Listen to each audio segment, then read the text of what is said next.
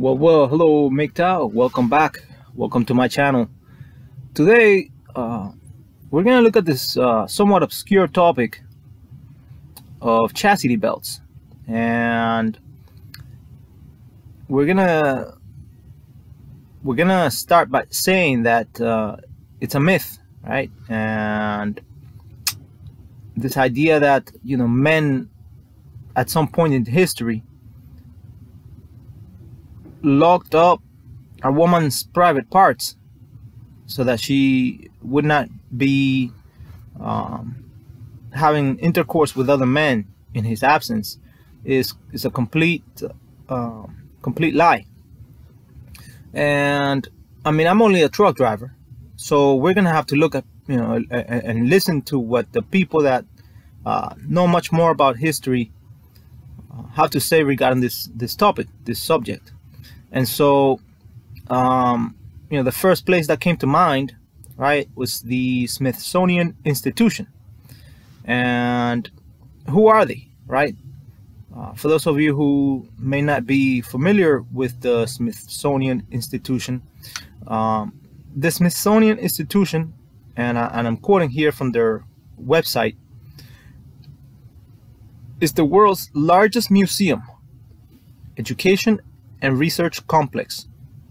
And they say, we are a community of learning and the opener of doors, right? So you're free to go on their website at www.si.edu.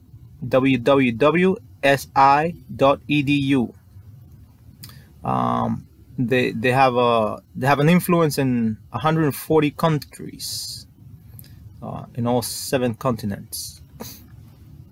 And so the question is now, right, what do they have to say about chastity belts? And so we read here from the Smithsonian magazine, right? Smithsonian mag, that's smithsonianmag.com. And excuse me. Anyways, so here's what they have to say. Smithsonianmag.com, in an article titled "Medieval Chastity Belts Are a Myth," right? And it says here, it's subtitled, "People probably chuckled just as much then about the idea as they do today." So I'm going to quote pieces of the article here. It says, "You're likely familiar with the concept of the chastity belt, a piece of hardware that literally locked up a wife's or daughter's nether regions, used in the Middle Ages. The problem is that they never actually existed." Now, how about that, guys? How about that? Right? So we have this idea, that men were locking women's vajayjays up, right, so they wouldn't have sex, because after all, we were into oppressing women, and this actually never existed. And they're going to say, what could account for the persistence of that story? And it says that according to Albert Klassen, a German studies professor at the University of Arizona, is the fact that men have fear that there's always a lover in the background, and that somebody has a duplicate key, right? And he says that even in the 1500s, no one took the idea of locked up metal underwear very seriously as an effective anti-sex device. So it was always a joke, right? These devices were always a joke. It was never a serious thing, right? So if for women to come over and use this idea of a chastity belt as something as a way of saying that men that men were oppressing them is preposterous, right? And it says that when chastity belts were depicted, it was in the Renaissance. It was in the Renaissance equivalent of Robin Hood, men in tights, and the audiences for those pieces of art probably thought the idea of a metal chastity belt just as giggle-worthy as the late 20th century teenagers did. So, always a myth. So now, I mean, it's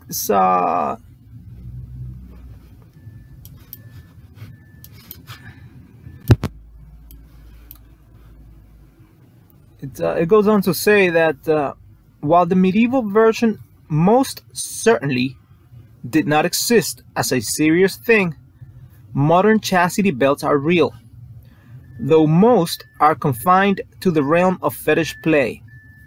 So it's all about, fetishes, right? During sex. And it says where male chastity belts wearers can also get in on the fun. So these things exist not just for women, but for men as well.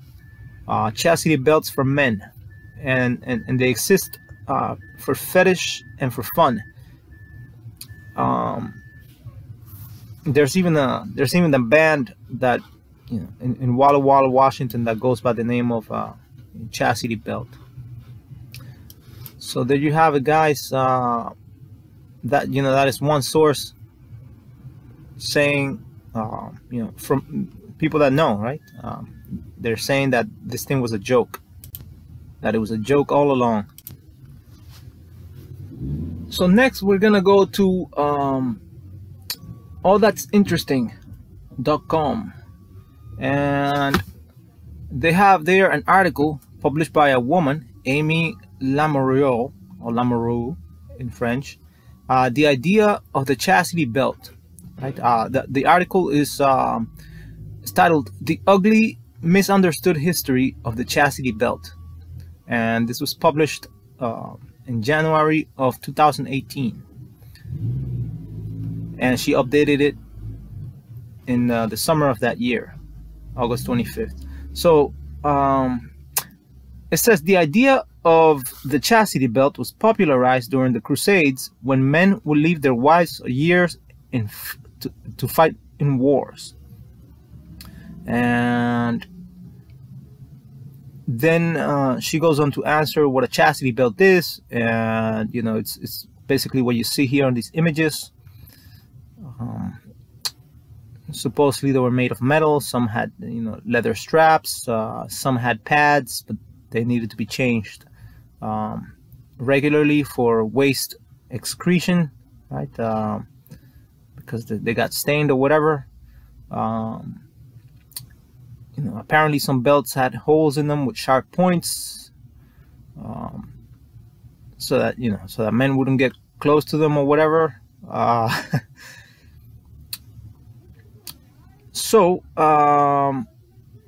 But then it says here, myth versus reality.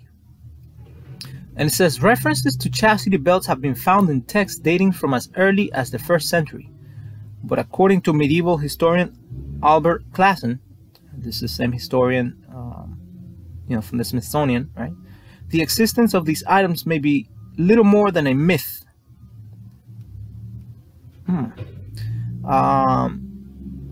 The earliest descriptions of chastity belts are mostly found in religious texts. However, there are actually very few indications that women should literally wear a metal belt to prevent sex.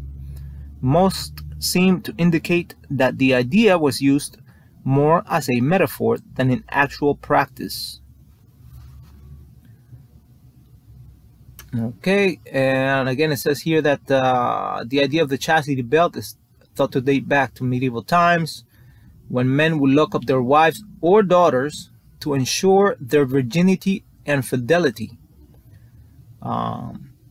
The text suggests that belts were used during the Crusades, when men would leave their wives to fight in wars, right? Supposedly they were outfitted with a chastity belt to prevent temptation and preserve their faithfulness until their husbands returned with the key. Now, I want to add something here, because even back in the 1600s, locks, the science of locksmithing was a pretty crude science. Most things were made by hand, right? And locks were no different, right? It wasn't until the Industrial Revolution that locks became really, small enough to be used as, as padlocks for, in a chain, in a small chain or whatever. Most locks were huge things, and they were used to, lock up things behind closed doors in churches or whatever, right? So that people wouldn't steal the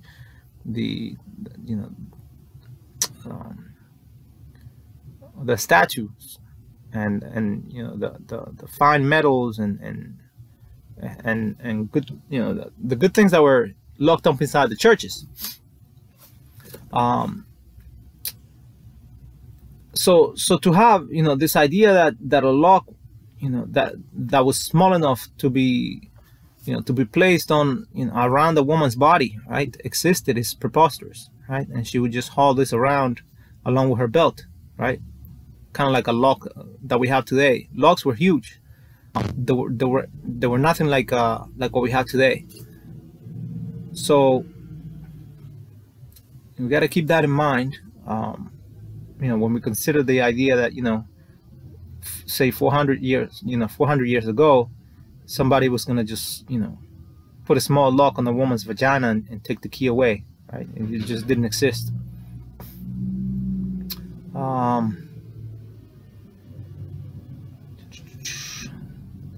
So again, here's another subtitle. It says, instead, they seem to be comical references to the specific male fear that their wives would cheat on them with younger men. While this may have been a common worry, there's little proof that men actually forced their wives to lock up their bodies to assuage their fears. However, there's no denying that chastity belts were made at some point, since there are many of them on display across the world. But the chastity belts we see in museums may very well be forgeries, reproductions, or at the very least created much later than tradition says. Anyways, guys, there you have it. This is my video for the day. I thank you for watching. I hope you enjoy the content.